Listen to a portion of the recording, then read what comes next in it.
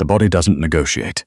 It doesn't care that Naomi Vance has $19 in her checking account, a brother whose student visa expires in 6 weeks, or a night shift that still has 3 floors left to cover. When it decides it's done, it's done. No warning. No grace period. Naomi found that out at 2:14 in the morning on the 47th floor of Hale Medical Group's Chicago headquarters. She'd been running on 17 hours and a granola bar since before the sun came up. Her day shift at St. Augustine's ended at 6. Vitals, blood draws, a 60-year-old man in 4B who kept insisting he didn't need his pain medication and then rang the call button the moment she walked out. She'd clocked out, changed out of her scrubs in a hospital bathroom stall, taken the L North, and started her second shift at 9, armed with a mop, a cart of supplies, and the practiced invisibility of someone who had learned exactly how to move through expensive spaces without being seen. She'd taken the night cleaning contract with Apex Building Services 4 months ago. $15 an hour, cash supplement if she covered extra floors, no questions asked. Her supervisor had given her the 47th floor specifically, private executive suites, the kind of rooms where the furniture cost more than her yearly salary. She hadn't complained. Executive suites meant fewer people. Fewer people meant she could work fast, work quiet, and think about the numbers she'd been running in her head since the call from Northwestern's financial aid office last Thursday. Her brother Eli had 1 semester left. 1 semester, and then his degree, and then a work visa, and then he could breathe for the first time since their mother died 2 years ago. But the gap in his financial aid, a clerical error that had somehow become her problem, the way everything eventually became her problem, was $11,000. $11,000 that the university needed in 6 weeks or Eli lost his enrollment, his student status, and his legal right to stay in the country. Naomi had done the math 40 times. She could get there if she worked every available night shift, picked up weekend overtime at the hospital, and ate almost nothing for the next month and a half. The almost nothing part was, in retrospect, the part she hadn't thought through carefully enough. She was inside the private office of Dorian Hale, CEO of Hale Medical Group, the most significant name in private healthcare infrastructure east of the Mississippi, when the edges of her vision started going gray. She'd been reaching up to wipe the top shelf of his built-in bookcase, standing on the second rung of her stepladder, one arm extended, her microfiber cloth moving across the spines of law volumes she'd never be able to afford. She recognized the symptoms. She was a nurse. She knew exactly what hypoglycemia felt like, the cold sweat, the tunneling vision, the sudden absence of strength in her legs. She thought, with the detached clarity of someone who'd diagnosed it in other people 100 times, I should sit down. She didn't make it to sitting. The stepladder went one way. Naomi went the other. The cleaning cart caught her arm on the way down, which probably saved her from hitting the corner of the desk. She landed on the floor in a heap of grey work uniform and scattered supply bottles, and the darkness that followed wasn't unconsciousness so much as a total, merciful shutdown of a system that had been pushed past every reasonable limit. The 47th floor was supposed to be empty. Dorian Hale had not gone home. He rarely did. He was standing at the floor-to-ceiling windows of the adjacent conference room when he heard it. A muffled crash, the rattle of something rolling across hardwood, then silence. He was holding a glass of water he hadn't touched in 40 minutes, staring at the city grid below, trying to untangle a discrepancy in the quarterly distribution data his compliance team had flagged at 10 and then promptly stopped answering his calls. He set the glass down. His instincts, built over 15 years of navigating boardrooms that operated like war rooms, catalogued the sound automatically. Not structural, not a system alert. Something physical, something that had weight. He walked into the hallway. The door to his private office was half open, the cleaning cart blocking it. Light spilled through the gap. Dorian pushed the door fully open and stopped. She was on the floor between the desk and the bookcase, small, curled slightly onto her side. One arm outstretched toward the fallen stepladder. Her dark hair had come loose from its ponytail and was spread across the hardwood. She wore the grey uniform of the building's night cleaning crew.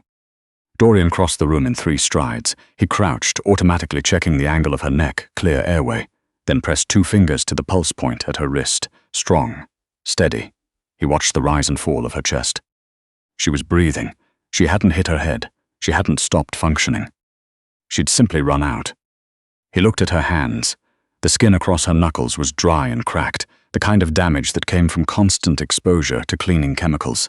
There was a bruise forming on her left forearm in the shape of the cart's metal rail, which was going to look considerably worse by morning.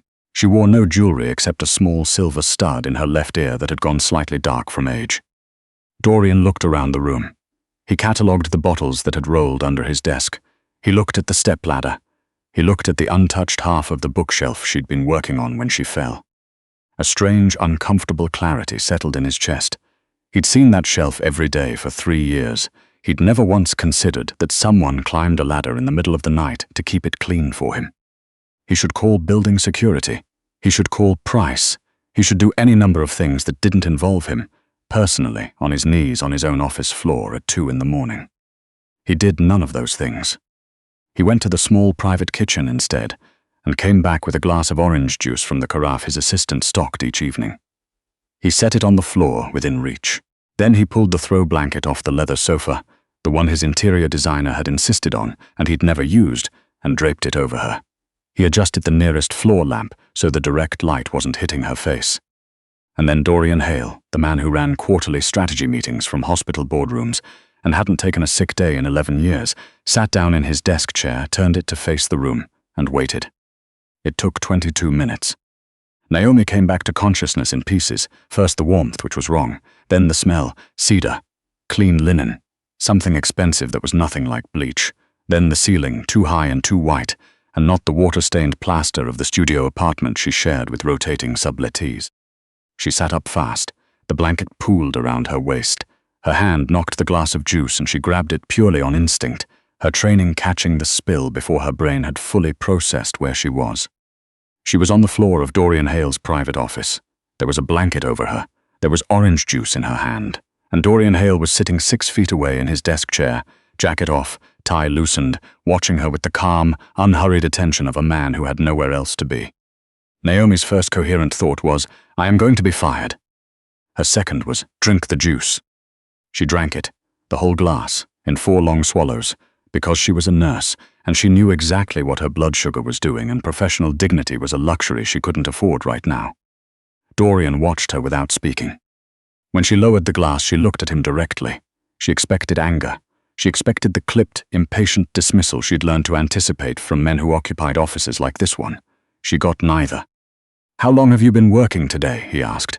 His voice was low, unhurried, with the particular flatness of someone who had learned to remove emotion from questions.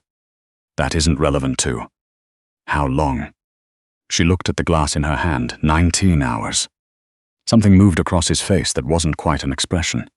When did you last eat? I had a granola bar at 7 this morning. That's not eating. He stood, walked to the private kitchen, and came back with a wrapped sandwich from the refrigerator. He held it out. Naomi looked at it. She looked at him. Every survival instinct she'd sharpened over 3 years of getting by on. Not quite enough told her that men who ran medical conglomerates did not offer floor-level cleaning staff sandwiches at 2 in the morning without wanting something from them. I'm not a liability you need to manage, she said. You're an employee who fainted in my office. The litigation risk alone should concern you. It was such an unexpectedly practical thing to say that Naomi almost laughed. She took the sandwich. She ate it in the careful, controlled way of someone who was very hungry and was trying very hard not to look it. Dorian sat back down. He didn't pretend not to watch. Your name, he said. Naomi Vance. You're not on the building's cleaning roster for this floor. She stopped chewing. I covered for someone.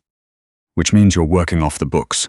He said it without accusation, just observation, the way he would note a discrepancy in a spreadsheet. How many nights a week? 5, sometimes 6. And a day job. She looked at him. How did you know? He nodded at her left arm at the faint strap marks from the blood pressure cuff she'd removed after her shift. You're a nurse. St. Augustine's, based on the visitor badge clip still on your bag. Naomi glanced at the ID badge clipped to her supply bag. She'd forgotten it was there. She was quiet for a moment. I don't want your pity, Mr. Hale. I don't give it. He pulled a protein bar from his desk drawer and set it at the edge closest to her. I do give those, in case the sandwich isn't enough. Naomi ate the protein bar too. She wasn't in a position to be proud about it.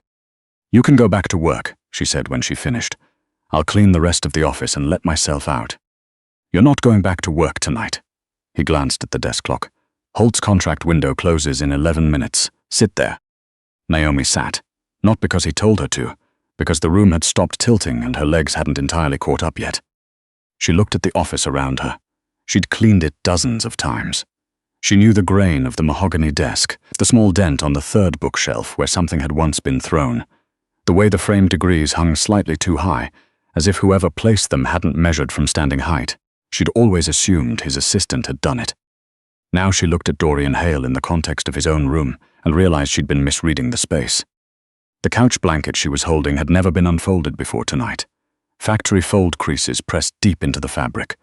The carafe in the kitchen hadn't been restocked in days. His assistant kept it full. His assistant hadn't been in. He didn't go home. He slept here, when he slept at all. The throw blanket was his. He just hadn't gotten around to using it yet. "Why did you stay?" Naomi asked. Dorian looked up from the paper he'd gone back to reviewing. "You were on my floor. If something had happened, it would have been on my floor. That's not a reason to sit with me for 20 minutes. A pause, he said. "It isn't." He didn't explain further. She didn't push. She left at 3, took the elevator down, and walked 6 blocks in the October cold to the bus stop. She told herself the strange warmth in her chest was just the orange juice. 3 days later, she got a call from Northwestern's financial aid office. The $11,000 gap in Eli's account had been resolved by an anonymous contribution from the Hale Medical Group Community Education Fund. Naomi sat on the edge of her bed for a long time after she hung up. She thought about how he'd looked at her visitor badge clip. She thought about 19 hours and a granola bar. She thought about the blanket with its factory fold lines still pressed in. Then she put on her uniform and went to work. She didn't say anything when she arrived. She cleaned the 38th floor, the 40th, the 43rd. When she got to 47, she worked methodically, windows, conference table, private kitchen, and left his office for last, the way she always did. He was there, jacket on, tie straight, phone to his ear. He met her eyes when she entered, gave a small nod, and kept talking. Naomi cleaned around him. She'd learned to be a ghost in important rooms. When he ended his call, she was reaching for the top shelf of the bookcase. Both feet on the floor this time. "The scholarship," she said, without turning around. 11,000, he said, plus room and board. The administrative error in his aid package has been corrected. It won't happen again. Naomi turned. Why? It wasn't a question. It was the same word she'd said 3 nights ago, and it still meant the same thing.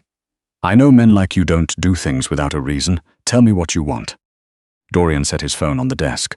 "Your brother's name is Eli Vance, last semester of his biochemistry degree. He's been working 20 hours a week in the campus lab to cover his shortfall." A pause. "He'll make a better contribution to this industry if he's not exhausted." "And me? What do I make?" "You," Dorian said, "make a better contribution to this building if you're not unconscious on my floor." He opened a folder. "I have a proposal. Hale Medical Group's executive floor needs a dedicated facilities coordinator. The position comes with a salary that will allow you to leave the hospital night shifts and direct reporting to me. You'd manage the private suites, the secured wing, logistics that the general staff never touches." He looked at her steadily. "You're already doing half the job." Naomi crossed her arms. "You want a cleaner who doesn't have to pretend she's a cleaner. I want someone who notices when the distribution reports have been altered and doesn't talk to the people she works with about things she's seen." He held her gaze. "I've had 6 facilities managers in 4 years. None of them lasted because none of them could be trusted to be invisible. You've been invisible for 4 months." Naomi went very still. "You know about the reports," she said. "I know you've been photographing certain billing documents. I know you've been sending them to a patient advocacy contact at the State AG's office." He held her gaze. "And I know you don't yet know that the irregularities you've been documenting didn't originate in this building." Naomi's heart beat very hard for several seconds. "Are you threatening me?" "No." He turned the folder around so she could read it. "I'm telling you that the person you've been sending those files to is working for the wrong side of that investigation. You've been feeding evidence to someone who's been suppressing it." Naomi looked at the papers. She looked at the name at the top of the page. She looked at Dorian. "You could have had me fired. Or arrested." "Yes." "But you didn't." "No." She was quiet for a long moment. "Why?" He looked at the window. When he spoke again, his voice was lower, stripped of the boardroom register he'd been using.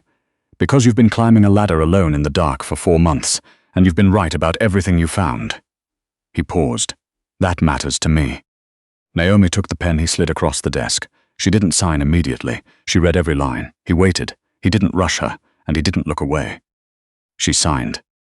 The transition was strange the way all threshold crossings were strange. One day she was a ghost. The next she held the keys to the 47th floor. The staff noticed. She saw it in the way the building's administrative coordinator went quiet when she walked into a room, in the way Mrs. Aldridge, the building operations manager, looked at her with an expression that was half wariness and half something more complicated, the look of a woman who had survived powerful spaces by never asking the wrong question. Naomi didn't explain herself to any of them. She'd learned that ghosts didn't owe the living an accounting. She learned Dorian through the shape of what he left behind. She learned he took his coffee too hot and then forgot to drink it, leaving rings on every surface that was never quite the right height for a man his size. She learned he owned 4 of the same dark grey shirt because he'd found one he could move in and bought multiples, the practical thinking of someone who didn't have the patience to shop. She learned he ran through legal pads at a rate that suggested he was either writing novels in secret or working through problems he couldn't say out loud. She learned, one Wednesday night, that he was carrying something that was trying to crush him. She came in at 11 to collect the previous day's documents for shredding. He was at his desk. She assumed he was working. She moved quietly through the room. It wasn't until she reached the filing cabinet that she realized he wasn't moving. He was sitting with his hands flat on the desk, staring at the center of the surface, breathing the way she'd seen patients breathe when they were trying to stay ahead of their own pain. Controlled. Deliberate. Running on nothing but structure. Naomi stopped. She looked at the case files spread across his desk. She'd been a nurse long enough to read a situation without being told. The Callaway acquisition had collapsed. The board was moving against him. The compliance case she'd inadvertently helped him build was drawing attention from people who had more leverage than they should. He was holding an empire together with both hands and his jaw, and he'd been doing it alone for longer than any one person could reasonably sustain. Naomi didn't leave. She sat down in the chair across from his desk. She didn't say anything. She pulled out her small notebook and started going through the next day's logistics, her pen moving quietly across the page. They stayed like that for almost an hour. At some point, the deliberate breathing on the other side of the desk became slower, quieter. Naomi looked up. Dorian had his forearms on the desk, his head resting on them. He was asleep. Naomi stood. She walked around the desk. The task lamp was on, flooding the side of his face with hard white light. She reached out and clicked it off. The room settled into the blue-silver dark of the Chicago skyline outside the windows. She gathered the documents she'd come for and walked quietly to the door. She almost made it.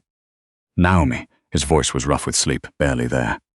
She turned. He hadn't moved, hadn't lifted his head, but his eyes were open. "Thank you," he said, "for staying." "I had documents to review," she said. A long pause. "I know." She left before he could say anything else. But she walked slower than she needed to, all 46 flights down, and she didn't know why until she was outside in the cold and realized she hadn't been counting the steps. The crisis came on a Thursday, at 1 in the morning during the worst storm of the season. Naomi heard it before she saw it, something heavy falling, a sharp impact, then silence. She was in the hallway. She moved fast and quiet and pushed the door open. Dorian was on the floor beside his desk, on his side, his body rigid in the way she recognized before her brain had finished naming it, the tonic-clonic pattern, the clenched jaw, the absolute stillness before the shaking started. She was across the room in seconds. She did not panic. She was a nurse. She turned him onto his side before the convulsive phase began, cleared the space around him, kept her hands light but present. She stayed on the floor beside him, her knee against his back, and she watched the clock and kept her voice steady. "I've got you," she said. "I've got you. Just breathe when you can." It lasted 90 seconds. It felt like longer. When it was over, the rigidity drained out of him.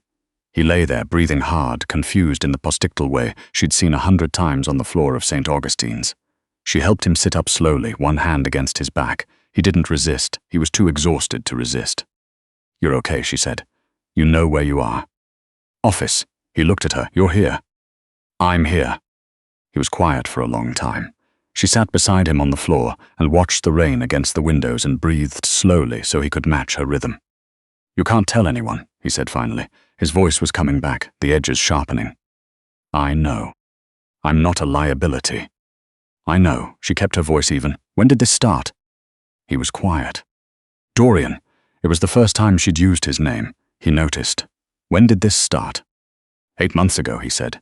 "The first one was in a board meeting. I called it a stress reaction. They believed me, he exhaled. The second was in my car, I pulled over. You've been managing this alone? He didn't answer, which was its own answer. Naomi looked at his hands on the floor beside her. She thought about 19 hours and a granola bar. She thought about the folder he'd laid open on his desk, the name he'd exposed, the evidence he could have used against her that he'd handed to her instead. She thought about the blanket with its factory fold lines, and the coffee cups he forgot to drink. You should be in a hospital, she said. No. Dorian. I will not give them that. The certainty in his voice was absolute and tired and very human. If they find out, they move. I'm not giving them the opening. Naomi was quiet. Then you need to let me help you. He turned and looked at her. The hard, controlled architecture of his face was completely gone. What was underneath it was something she recognized, the expression of a person who had been holding a structure upright. For so long they'd forgotten what it felt like to set it down. You can't fix this, he said. I know. I can manage it. There's a difference. Silence stretched between them. The rain on the windows was the only sound in the room. Why? He asked, and she heard in it exactly what she'd meant when she'd said the word to him. I know you don't do things without a reason. Tell me what this is. Naomi thought about it honestly. She thought about what it cost, and what she was willing to pay, and what she was getting in return, and decided that the only honest answer was the one that had the least to do with calculation. Because you sat on the floor of this office for 22 minutes waiting for me to wake up, she said, and you didn't have to. Something shifted in his face, not softened, exactly, but unlocked, like a door held shut from the inside by someone who had finally decided the person on the other side was worth the risk. Help me up, he said. Naomi stood, braced, and gave him her arm. He was heavier than she expected and leaned more than he probably meant to, his hand warm and solid against her forearm. She walked him to the leather sofa and he sat, heavily, elbows on his knees. She went to the kitchen and came back with water and the small medication case she'd noticed in the bottom drawer of his filing cabinet 3 weeks ago and pretended not to see.